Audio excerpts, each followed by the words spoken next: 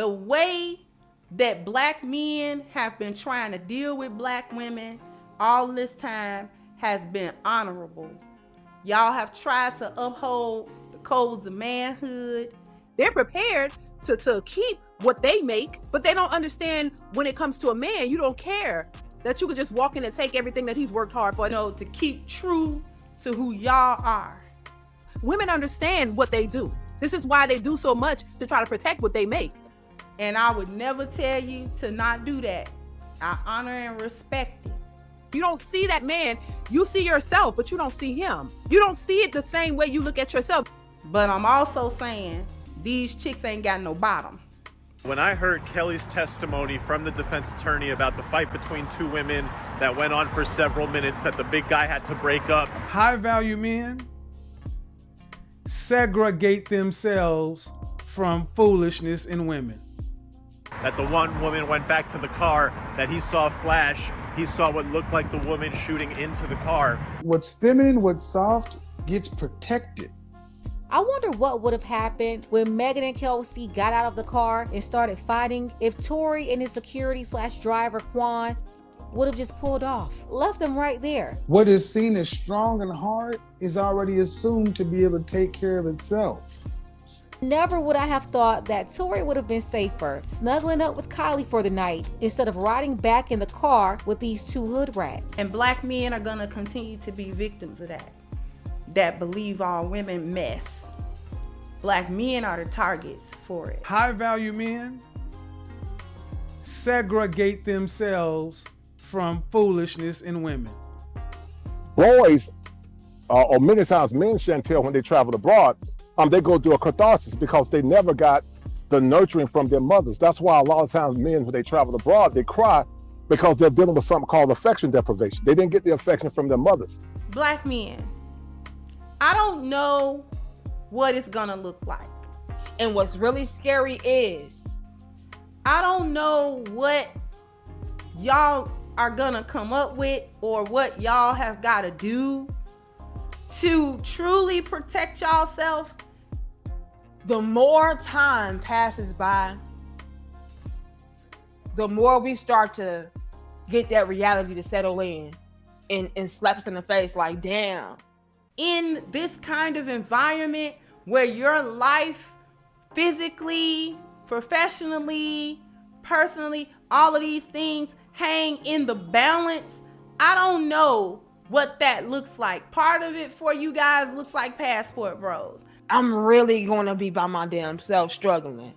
Not everybody's gonna be a Passport Bro. So I don't know what that looks like or what you are gonna have to do or what the men are going to come up with in order to truly protect themselves in this type of toxicity that women have created. You know, this whole idea of using men and just trying to get to the bag and using men so you can better yourself individually is ridiculous. We have all these educated black women, all these single mothers, all these independent boss chicks independently living by themselves because they can't get a man or keep one because they don't know how. And you're sitting here still talking about using men. But I'm here to tell you that there has every woman, including me, including all the lionesses, are given this gun. We're given this gun. You want to use them. You want to take them for whatever you can take them for, and talking about building your own wealth. How many men are you going to use to build your wealth? If you're a woman born in this country, you've got that gun. You've got it. You can be a white woman, you could be an orange woman, you could be a Latina woman. It don't matter who you are. If you're a woman in this country, you've got access to weaponize yourself or be weaponized against your man. Where would Tory be if he had let those women fight and shoot each other and stayed out of it? What would have happened if he hadn't jumped in and took the gun away from Kelsey after she allegedly fired it? High value men segregate themselves from foolishness in women.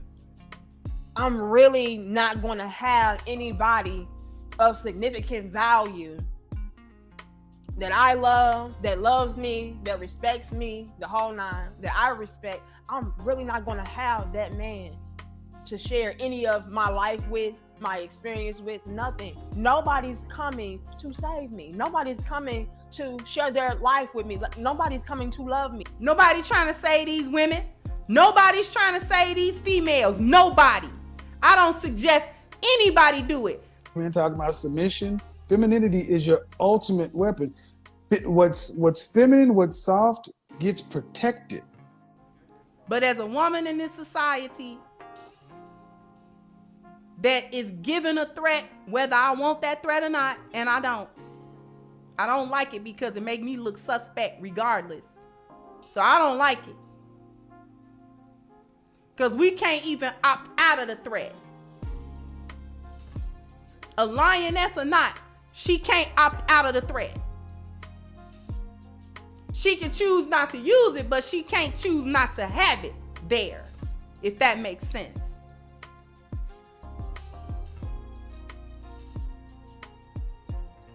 Please do whatever it is that you gotta do to defend yourself against this foolishness. Please do that. What is seen as strong and hard is already assumed to be able to take care of itself. I know it's man code and stuff like that, but desperate times to call for desperate measures. And these chicks is out here getting y'all. They trying to, they want to. You want to use them. You want to take them for whatever you can take them for, and talking about building your own wealth. How many men are you going to use to build your wealth? It's not haphazard. It's not by mistake. They know exactly what they're doing. Trust and believe. If you get in the pen and water with the pigs, you're gonna get up with mud all over you.